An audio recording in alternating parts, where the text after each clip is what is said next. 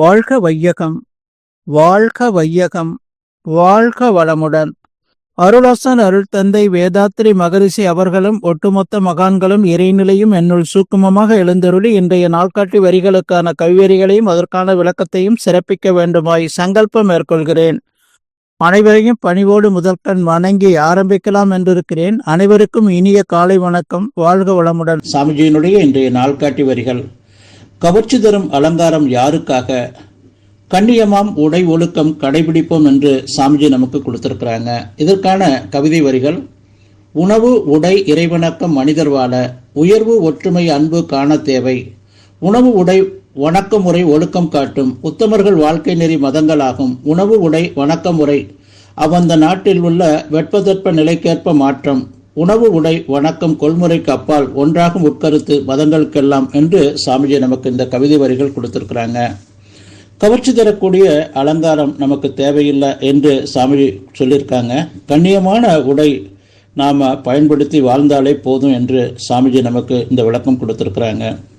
உடைன்னு பார்த்தீங்கன்னா ஆரம்ப காலகட்டங்களில் இந்த நம்முடைய உடலை மறைக்கிறதுக்காக இலைதலைகளை சுற்றி கொண்டு வாழ்ந்த காலம் ஒரு காலம். படிப்படியாக அந்தந்த சூழ்நிலைகளுக்கு தகுந்தாற் போல அங்கு கிடைக்கக்கூடியதை பயன்படுத்தி மனிதன் தன்னுடைய ஆடையை அந்த இயற்கையை ஒட்டி தன் வஸ்திரங்களாக மாற்றிக்கொண்டு என்ன அங்கங்கே கிடைக்குதோ அதை பயன்படுத்தி அதை வாழ்ந்து வந்து கொண்டிருக்கிறோம். ஆனால் இன்றைக்கு திருமணம் என்ற ஒன்று நடைபெறும்போது பார்த்திங்கன்னா அந்த அலங்காரமும் அதே போல் அந்த உடையும் அந்த நேரம் தான் பயன்படுத்தக்கூடியது. பட்டுப்புடவைகளாக இருந்தாலும் சரி, கோட் ஷூட்டாக இருந்தாலும் சரி, எல்லாமே அதை அடுத்த நேரம் பயன்படுத்த முடியாது. ஆனால் அதற்காக இன்றைக்கு செலவு செய்கிற பணம் இவ்வளவுதான் இல்லை. சாமிஜி 1958 உலக சமுதாய சேவா சங்கம் துவக்கினதுக்கு அப்புறம் ஒரு 60 ஆண்டுகளுக்கு முன்னாடி 7 விதமான எளிய முறை பயிற்சிகளை கொடுத்துருந்தாங்க. என்னென்னா இன்றைக்கு 4 நடைமுறையில் இருக்குது.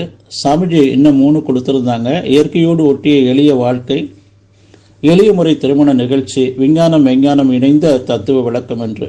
அதில் சாமிஜி அந்த 2 யார் விருப்பப்படுறீங்களோ பயன்படுத்திக்கங்க. இயற்கையோடு ஒட்டிய எளிய வாழ்க்கை, எளிய முறை திருமண நிகழ்ச்சிங்கிறது. சாமிஜி அப்பெல்லாம் திருமணம் நடைபெறும்.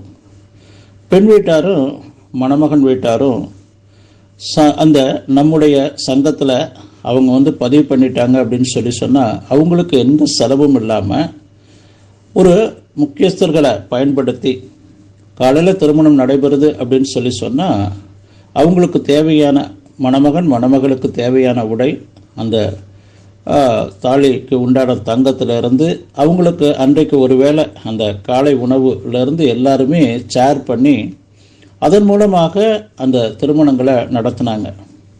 அன்றைக்கு அந்த மணமகன் வீட்டாரும் மணமகள் வீட்டாருக்கும் எந்த ஒரு செலவு இல்லாமல் சிறப்பாக அவங்க அந்த திருமணம் முடிந்ததுக்கு பிறகு மகிழ்ச்சியாக அவங்க இருக்கிற அளவுக்கு.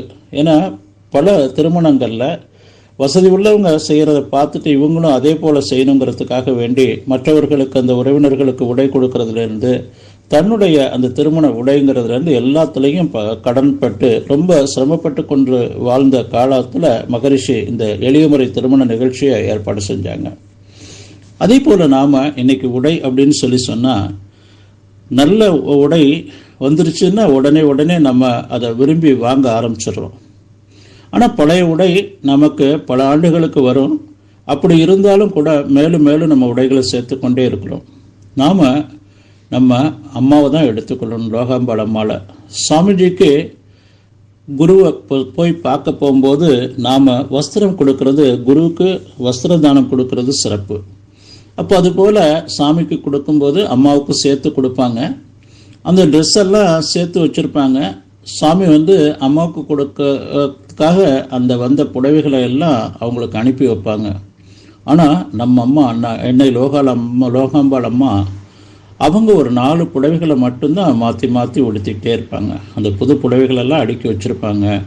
அந்த கூடுவாஞ்சேரியில் மோர்காரங்க, தயிர்காரங்க, வெண்ணெய் விற்கிறவங்க, கயிறை விற்கிறவங்க, காய்கறிகள் விற்கிறவங்க, இப்படி தொலைப்ப விற்கிறவங்க எல்லாம் வருவாங்க.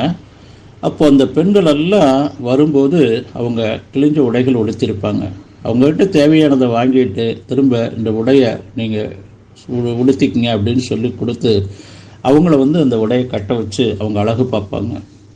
இது நான் ஏன் இங்கே சொல்ல வரேன் அப்படின்னு சொன்னால், நமக்கு உடலை மறைக்கிறதுக்கு உடை அது அலங்காரமாக இருக்கக்கூடாது. இப்போ நமக்கு யூனிஃபார்ம் கொடுத்துருக்குறோம், ஸ்கூல்களில் யூனிஃபார்ம் போட்டுக்கிட்டு வரணுங்கிற அந்த ஒரு சிஸ்டத்தை கொண்டு வந்ததே அதுக்காக தான். எல்லாரும் குழந்தைகளும் வசதி உள்ள வீட்டு குழந்தைகளெல்லாம் ஆடம்பரமாக வருவாங்க. அப்போ ஏழை குழந்தைகள் அதை பார்க்கும்போது ஒரு மனமாற்றம் ஏற்படும். அப்போது எல்லாமே யூனிஃபார்மாக மாற்றிட்டா நல்லது அப்படிங்கிற மாதிரி பெரியவங்க, அரசியல்வாதிகள், அதிகாரிகள் எல்லாம் இன்றைக்கு சீருடை கொடுத்துருக்குறாங்க.